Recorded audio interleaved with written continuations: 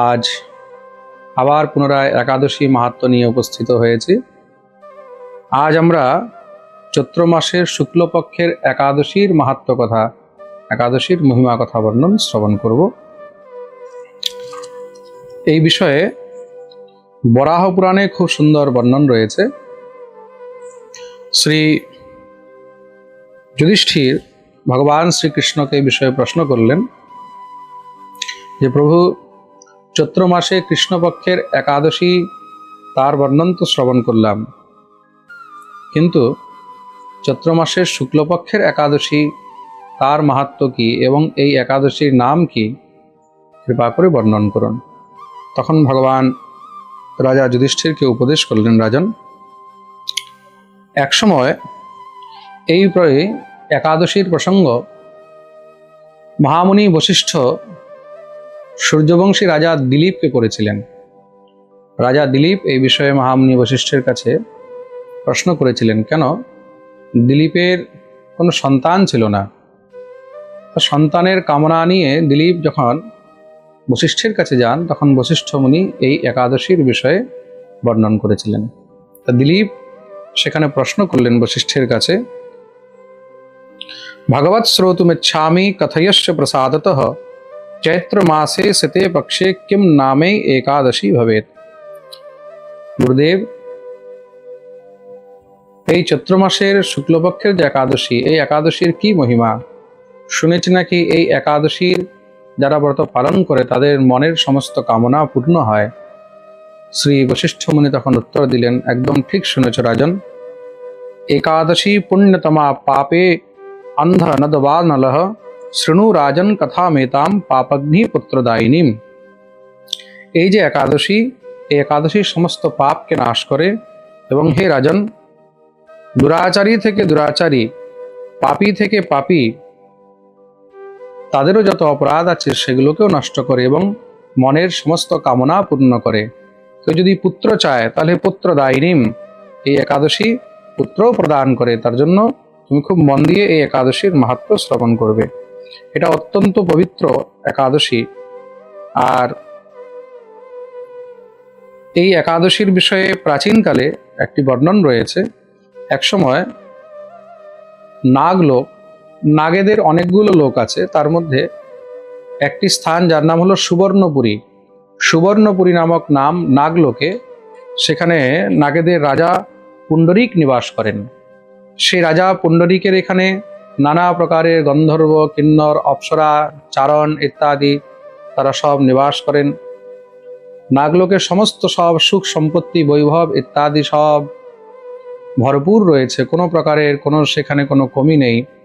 সেই রাজা পুণ্ডরীকের সেই রাজ্যের মধ্যে এক পরম সুন্দরী অপ্সরা ছিল, তার নাম হলো ললিতা। সেখানে এক গন্ধর্ব ছিল, তার নাম হলো ললিত। সেই ললিত গন্ধর্ব নিত্য রাজ দরবারে খুব সুন্দর সুন্দর পদগায়ন করতেন, পদবন্ধন করতেন। আর সেই ললিতা নামক অপ্সরা সেখানে দিব্য নৃত্য ইত্যাদি পরিবেশন করতেন। তা ললিত আর ললিতা দুইজনই সেই রাজ দরবারের মধ্যে প্রতিদিন নিজের নৃত্য কৌশল আর গান কৌশল দিয়ে সমস্ত সভাকে, রাজাকে আনন্দিত করেন। উভয়ের মধ্যেই সময়কালে প্রেম উৎপন্ন হয়, যেই কারণে তারা আস্তে আস্তে রাজ দরবার, রাজ কর্ম থেকে একটু একটু বিরত হতে লাগলেন। একান্ত তারা আস্তে আস্তে বিহার ইত্যাদি আরম্ভ করলেন। দিব্য আনন্দ সুখ উপভোগ করতে করতে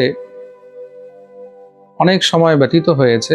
একবার রাজা পুণ্ডরীক পুনরায় তাদেরকে আবার নিজের দরবারের মধ্যে ডাকলেন। সেই দরবারের মধ্যে ললিতকে পদগায়ন করতে বলা হলো।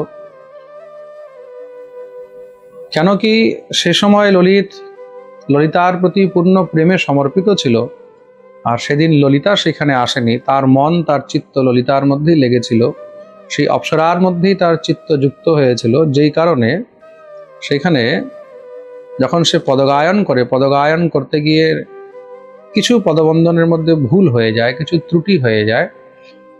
আর এইদিকে সেই পুণ্ডরীক নামক নাগ, সেই নাগরাজার এক মন্ত্রী ছিল, তার নাম হলো কর্কটক। এটাও কিন্তু একটি সর্প। সেই কর্কটক তার দৃষ্টি অনেক দিন ধরে ললিত আর ললিতার উপরে ছিল। তাদের এই সম্পর্ক তাকে ভালো লাগতো না। তার জন্য সে ঈর্ষাবশত রাজার কাছে গিয়ে নালিশ করলেন যে মহারাজ, আজ ললিত যে পদবন্ধন করেছে, যে পদগায়ন করেছে, এটার মধ্যে অনেক ভুল ছিল, অনেক ত্রুটি ছিল। আর এই ভুল ত্রুটি কিসের জন্য হয়েছে জানেন? এই ভুল ত্রুটির কারণ হলো ললিতা। কেন কি তার মন, তার চিত্ত ললিতার প্রতি আকর্ষিত হয়ে রয়েছে। সে ললিতার সঙ্গে একান্তে নিত্য বিহার ইত্যাদি করে। আর দুইজন নিজের প্রেম আলাপের কারণে আস্তে আস্তে রাজকর্ম থেকেও বিরত হয়ে রয়েছে। আর আজকে আপনি তাদেরকে এখানে এত সম্মান করে ডাকলেন, কিন্তু সেইখানে যথোচিত যা উচিত সেই অনুসারে আপনার সামনে পদগায়ন করেনি। তখন রাজা খুব রুষ্ট হয়ে গেলেন। রুষ্ট হয়ে সঙ্গে সঙ্গে তিনি ললিতকে অভিশাপ দিয়ে দিলেন, আরে দুরাচারী, যে আমার সামনে দাঁড়িয়ে আমাকে ছেড়ে অন্য নারীর প্রতি আসক্ত হয়ে, স্ত্রী আসক্ত হয়ে এখানে তুই পদবন্ধনের মধ্যে ভুল করছিস, ত্রুটি করছিস, আমাকে ছেড়ে তুই অন্য চিন্তন করছিস। তোর অন্নদাতা আমি, তোর সুরক্ষা করি আমি, তোর রক্ষা করি আমি, তোর থাকার স্থান দিই আমি, আর তুই অন্যের চিন্তন আমার সামনে বসে করিস? যা, তুই অসুর হয়ে যাবি, পশু পক্ষী ভক্ষণ করবি, অবক্ষ ভক্ষণ করবি। এই প্রকার যখন অভিশাপ দিলেন, সঙ্গে সঙ্গেই সেই ললিত এক কুরূপ রাক্ষস হয়ে গেল। ভয়ঙ্কর সেই তার নাক, মুখ, চোখ, বিশাল বিকরাল আকার। তখন সে দুঃখী হয়ে সেখান থেকে যখন বেরিয়ে এসেছে, এদিকে ললিতা যখন এই বিষয়টি জানতে পারলেন, ললিতাও খুব করে ক্রন্দন আরম্ভ করেছে। সেই ললিত তখন ললিতার কাছে গিয়ে উপস্থিত হয়েছে। নিজের প্রিয়তম ললিতকে দেখে ললিতা অত্যন্ত দুঃখী হয়েছে, কিন্তু তবুও সে তাকে পরিত্যাগ করেনি। ললিতা সেই রাক্ষসরূপী ললিতের সঙ্গেই বনে বনে বিচরণ করছে, বনে বনে ভ্রমণ করছে। এ প্রকার বনে বনে ভ্রমণ করতে করতে একদিন তারা বিন্ধ্যাচল পর্বতে গিয়ে উপস্থিত হয়েছে।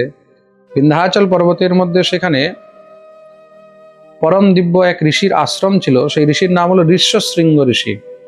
খুব মন দিয়ে শুনবেন, ঋষির নাম হলো ঋষ্যশৃঙ্গ।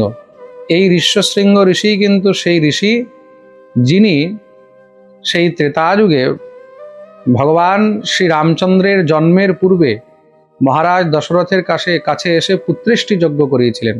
বশিষ্ঠ মুনি এই ঋষ্যশৃঙ্গ ঋষিকেই পাঠিয়েছিলেন পুত্রেষ্টি যজ্ঞ করার জন্য।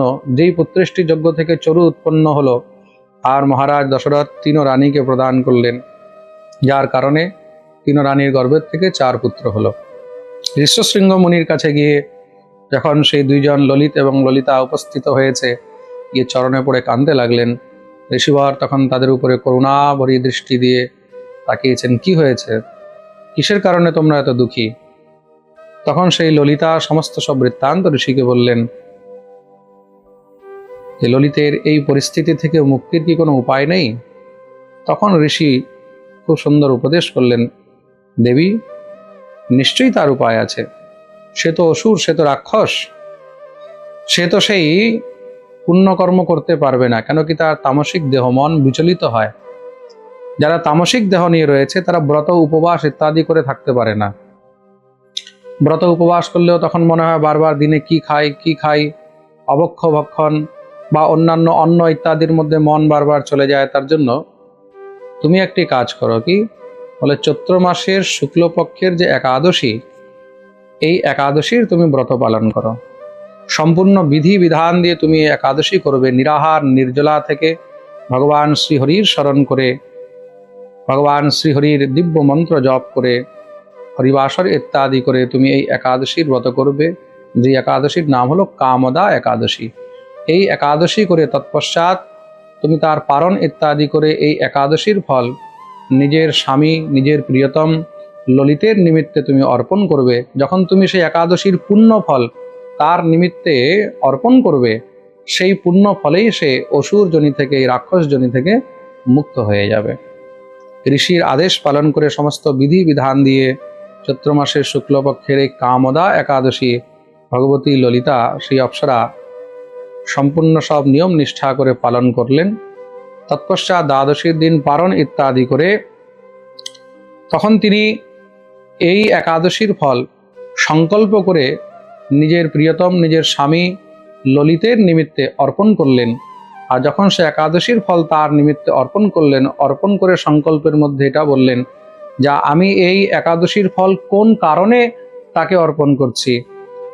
তিনি সংকল্পের মধ্যে বলেছেন, এই একাদশীর ফল আমি নিজের স্বামী, নিজের প্রিয়তম ললিতের নিমিত্তে এই কারণে অর্পণ করছি, তাতে যেন সে নিজের এই রাক্ষস জনি থেকে মুক্ত হয় আর যেন দিব্য জনি প্রাপ্ত করে। যখনই তিনি সংকল্প করে এই প্রকার সেই পুণ্যের ফল নিজের প্রিয়তম নিজের স্বামীকে অর্পণ করলেন, তখন দেখতেই দেখতে সেই ললিত সেই রাক্ষস দেহ থেকে মুক্ত হয়ে গেল আর দিব্য গন্ধর্ব রূপ দেহ প্রাপ্ত করে আগের থেকেও আরো পরম সুন্দর হয়ে নবযৌবন হয়ে সেখানে প্রকট হয়েছেন। তৎপশ্চাৎ ভগবতী ললিতাকে তিনি হৃদয়ঙ্গম করলেন আর ভগবানের গুণগান করতে করতে তারা ভগবানের নিষ্ঠাপূর্বক সেবা ইত্যাদি করে আবার পুনরায় বৈবাহিক বন্ধনে যুক্ত হয়ে নিজের জীবন ভগবান ভক্তির সঙ্গে ঠাকুর সেবা নিয়ে এই একাদশী ব্রত ইত্যাদি নিয়ে দিব্য আনন্দ করে ব্যতীত করতে লাগলেন। এই প্রকার মহর্ষি বশিষ্ঠ তখন রাজা দিলীপকে বললেন, রাজন, খুব মন দিয়ে শুনবে, যেই জীব এই চৈত্র মাসের শুক্লপক্ষের একাদশী ব্রত করে থাকে সে ব্রহ্মহত্যাদি পাপাগ্নি পিশাচত্ব বিনাশিনী নাতঃ পরতরা কাচিৎ ত্রৈলোক্যে সচরাচরে। সে সংসারের মধ্যে ব্রহ্মহত্যা পাপ থেকে নিয়ে পিশাচ জনি ইত্যাদি মহাপাপ থেকে সদা সর্বদার জন্য মুক্ত হয়। কার যদি পুত্র সন্তান নেই, সে যদি এই একাদশী পালন করে পুত্র কামনা নিয়ে ভগবানের কাছে প্রার্থনা করে, তখন সে পুত্র প্রাপ্ত করে। এবং যেই জীব এই একাদশীর মাহাত্ম্য শ্রবণ করে, পঠনাৎ শ্রবণাৎ বাপি বাজপেয় ফলম লবেত, শুধু একাদশীর মাহাত্ম্য পাঠ করে বা শ্রবণ করে সেও বাজপেয় যজ্ঞের ফল প্রাপ্ত করে। বলি একাদশী মহারানী কি জয়। আসুন এবার আমরা সবাই মিলে প্রত্যেকটি একাদশী যেন এইভাবেই নিয়ম নিষ্ঠা করে করতে পারি।